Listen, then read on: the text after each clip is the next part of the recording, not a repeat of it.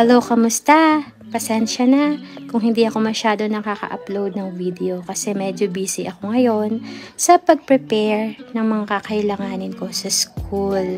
Ayan, mag-start pala ako ngayong August 21 sa course ko or sa program ko dito sa Cambrooks College sa Calgary.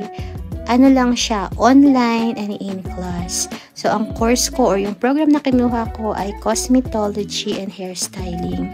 Kasama na sa tuition fee ko, itong mga gamit. Tignan nyo guys, sobrang dami ng gamit na pinrovide ng school. Isang malaking bag yan. Hindi pa nga kompleto yan kasi kulang pa ng mannequin. Waiting pa ako sa mannequin. Ayan, meron siyang mga pang blower, pang kulot. Tapos, hindi ko pa siya na-check lahat. Pero, ayan yung pang apron kapag nagugupit or nagkukulay ng buhok. Kasama rin kasi sa course ko yon yung hair color and hair cutting. Yan yung pang curl.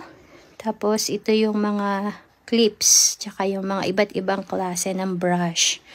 Maganda dito sa Canada guys kahit may asawa ka na or kahit anong age nyo.